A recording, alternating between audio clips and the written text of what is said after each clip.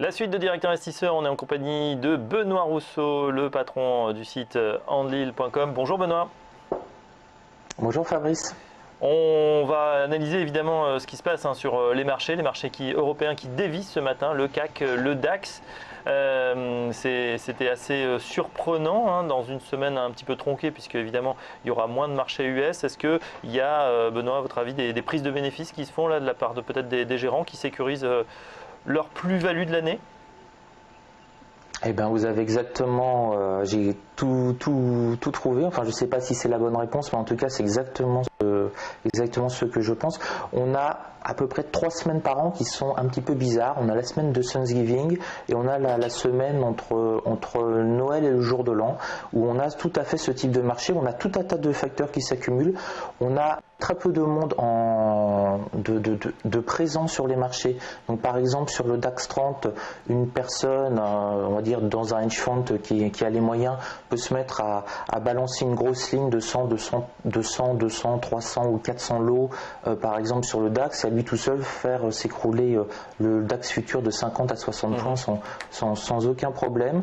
Et puis on a effectivement ce qu'on appelle le relevé des compteurs. C'est-à-dire que pour beaucoup de gérants, c'est quasiment la fin de l'année. C'est-à-dire qu'après, donc lundi, après Thanksgiving, on va relever leur performance et ça va impacter leur bonus qui est assez souvent, pas toujours, mais assez souvent distribué au mois de décembre. Donc on assure aussi son bonus, on ne va pas prendre de risques. Et la troisième question importante, c'est quand même dans l'année, la période de l'année où les marchés américains vont être fermés le plus longtemps. On est fermé quasiment 3 jours et demi non-stop et il peut arriver n'importe quoi pendant ces 3 jours et demi. On a un peu plus de tension au niveau avec les attentats, etc. Donc c'est aussi une sécurisation puisque pendant 3 jours et demi il peut arriver n'importe quoi, on ne peut strictement rien faire. Ouais. On est pieds et mains liés, donc il y a aussi des allègements. Et puis l'année n'a pas été trop mauvaise, donc ça peut s'expliquer, à mon avis, comme cela.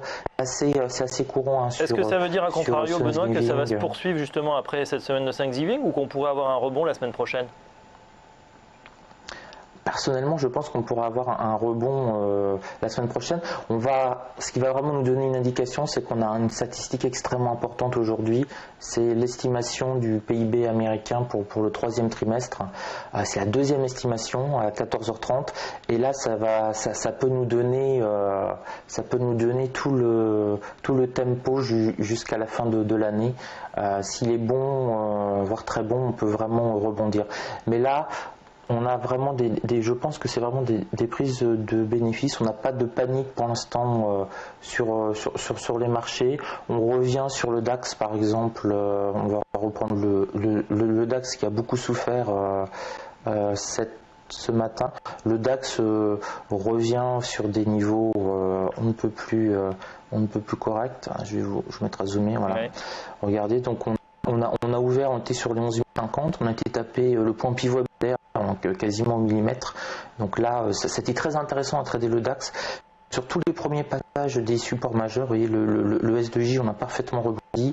Le pivot hebdomadaire, on a parfaitement rebondi. Là, je vous ai pas mis les niveaux intermédiaires, mais ici, c'était le niveau intermédiaire, c'était la middle S1J. On a aussi parfaitement la middle S2J, on a parfaitement rebondi dessus. Non, 1J, pardon.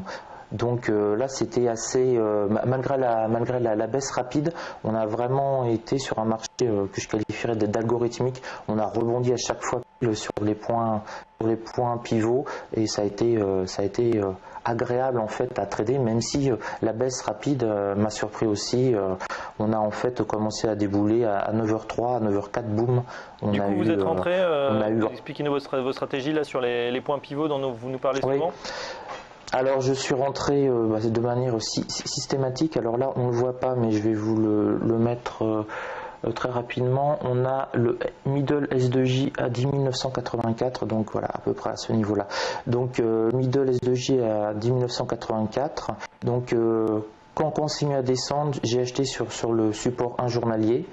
On a rebondi dessus, j'ai encaissé. Sur le middle S2J ici à 10 984. On a rebondi dessus, j'ai encaissé uniquement sur le premier passage. Donc après on est remonté, j'ai rien fait. J'ai rien fait sur ce niveau-là parce qu'on l'avait déjà passé en premier passage.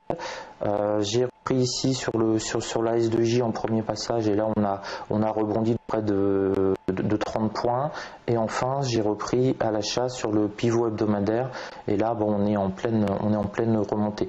Donc bon, c'est des scalps, hein. Je ne garde pas mes positions plus de quelques secondes ou minutes, mais bon, à chaque fois ça fait des petits points de prix, ce qui fait que ce matin j'ai gagné 11,5 points par lot mis sur le marché.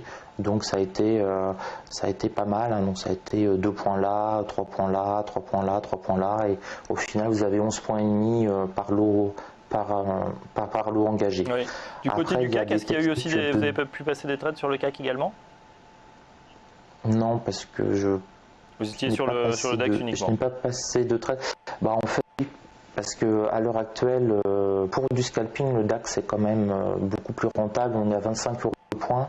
Il est à 11 000 points. Donc, en fait, si on se met à scalper, quand le DAX peut rebondir de 10 ou 15 points, le CAC 40 est un indice beaucoup plus pesant et lui il va rebondir de 3-4 points. Donc sur un rebond, on préfère quand même essayer de prendre 10 points à 25 € le point par lot plutôt que 3-4 points à 10 € le point. Par contre, le CAC 40 est un très bon indice pour faire du swing trading, par exemple, ou du day trading pas tellement agressif. C'est un bon indice. Mais pour faire du scalping, il est un peu trop mou quand même, hein. C'est pas... Chaque indice a vraiment ses particularités, hein. Le DAX 30 en Europe, c'est à mon sens, je pense pour énormément de scalpers, le meilleur indice. Il conjugue énormément de choses, il fait beaucoup de bruit, il rebondit énormément, il est tout fou et tout nerveux. Bon, le CAC 40 c'est un vieux sage, on va dire, à côté, donc c'est plus des positions que l'on va garder de toute façon beaucoup plus longtemps. C'est un peu comme l'Eurostoxx, hein. L'Eurostoxx 50, on peut pas le scalper. Par contre, c'est un très bon indice pour faire du swing trading ou pour le garder en portefeuille à long terme. C'est vraiment le type d'indice idéal qui a peu d'amplitude, mais qui marque bien les tendances une fois lancées. Ok, on retient en tout cas donc le DAX, hein, idéal pour le. Vu la nervosité, j'ai été que sur DAX. En tout cas, CAC et DAX, ce qui sont dans le rouge ce matin, un petit peu moins du côté du DAX.